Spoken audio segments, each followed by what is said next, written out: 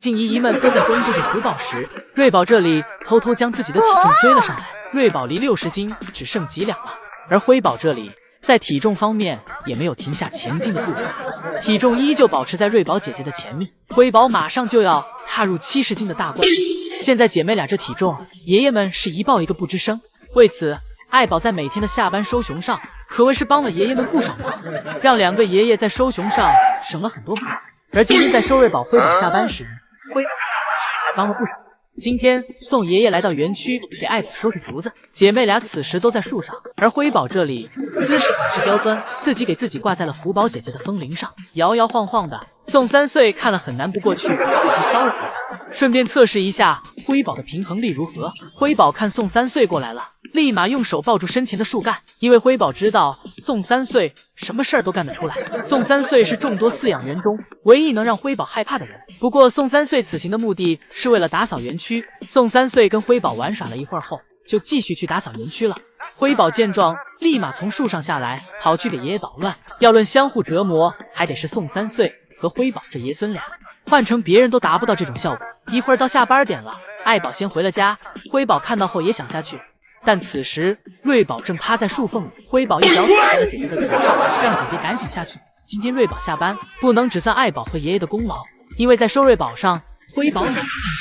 瑞宝这睡觉的小姿势简直就是缩小版的爱宝，都是一副淑女的模样。只怪乐宝的基因太强大，3个女儿2个性格像乐宝，一个比一个调皮，唯有瑞宝的性格遗传了爱宝。虽然爷爷曾说辉宝和瑞宝的性格经常互换，导致瑞宝也有时很调皮，但要知道爱宝小时候有时还会奏华阳呢。但母女俩最像的还是彼此的气质。瑞宝大部分时间都是一静体闲的状态，这与情绪稳定的爱宝极为相似。例如，爱宝在日常生活中就是安静的吃饭、安静的散步以及安静的睡觉。虽然有时会被游客的大声喊叫所吓到，但是爱宝会很快对其做出判断，确认有没有危险。等爱宝确认没有危险后，便会继续做自己的事情。而福宝和辉宝都是性格大大咧咧的，阳光开朗，什么事情都不往心里放，有好玩的就一次玩个够，有好吃的就一直吃，一次吃个饱。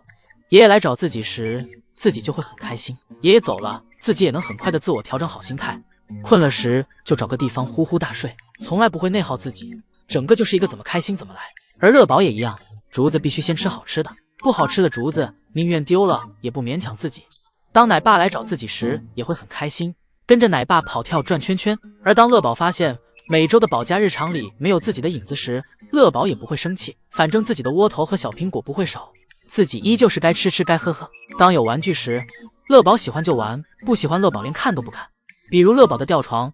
不管乐宝的吊床再怎么简陋，乐宝都喜欢。但对于爷爷的冰冻皮靴，乐宝就不喜欢。福宝和双胞胎对爷爷皮靴很喜欢，但是乐宝却一点都不感兴趣，看都不看。乐宝和辉宝一样，都是主打一个自己开心就好，而福宝也是任何不高兴和有小情绪时全都体现出来。例如不开心时就会对着南天宝或是自己的竹子发泄，当开心时就连掉落在床上的窝头残渣都会舔干净，当玩累了时就痛痛快快的睡觉，有时舒服到都会在睡梦中流哈喇子。我家的老粉们都知道，江爷爷有一抽屉的日记本，每一本上都记录满了有关于福宝一家的生活日常。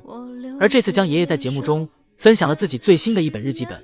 这也是江爷爷写的第44本日记，这也是福宝在韩国时江爷爷为福宝写的最后一篇日记。福宝当时离回国只剩几天了，日记里面都是对福宝回国的不舍以及对福宝的安慰。江爷爷在日记中提到福宝喜欢按摩，这一点自己等去到中国后一定会跟福宝的新饲养员讲的，以及福宝喜欢的季节和喜欢的事情。但江爷爷读着读着就哽咽了，一度讲不下去。江爷爷真的是将福宝当朋友当孙女去照顾，唯独没有将福宝当成饲养与被饲养的关系。或许在江爷爷心里，福宝早已不是动物，而是一个聪明可爱的小孩，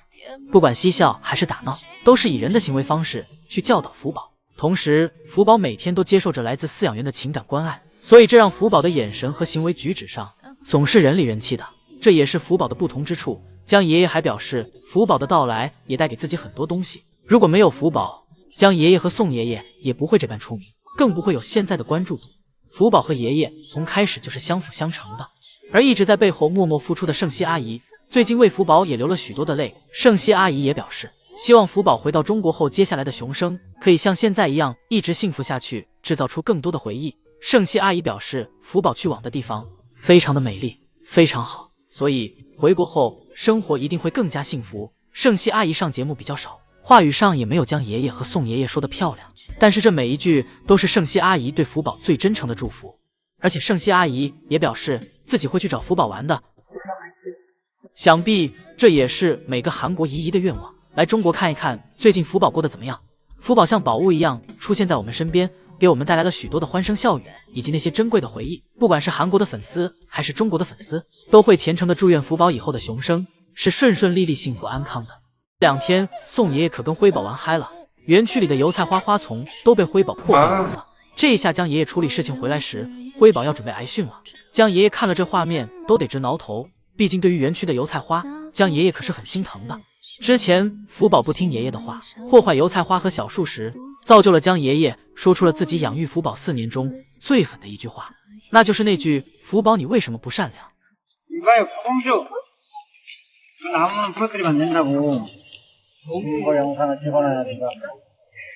착한 판단은 나무를 사랑하는 거야. 뭐야, 너 착하지 않다고? 等江爷爷看到这一场面后，就要把这句话送给辉宝了。毕竟之前江爷爷在跟辉宝玩耍时，只要辉宝跑进油菜花丛里，江爷爷就会先跟辉宝投降，等辉宝从油菜花丛里出来再谈别的。玩归玩，闹归闹，别拿油菜花开玩笑。虽然油菜花丛里面的油菜花不多，但要知道江爷爷整个小农场里面也没有多少了，而且栽种这些油菜花，江爷爷可费老劲了。要知道油菜花开需要3个月，也就是江爷爷从开年就开始种植油菜花，每天的细心呵护，直到其花开，然后再从自己的小农场搬到园区，然后在其他饲养员的配合下，才给油菜花栽种完。但这福宝才走没几天，辉宝就给油菜花全破坏掉了。这等江爷爷回来，为福宝离别的痛又增加了几分。宋爷爷刚好，这下要换成江爷爷碎了。而至于辉宝，到时候跟爷爷撒个娇就好了，毕竟以前福宝就是这么干的，爷爷说什么自己都装听不见，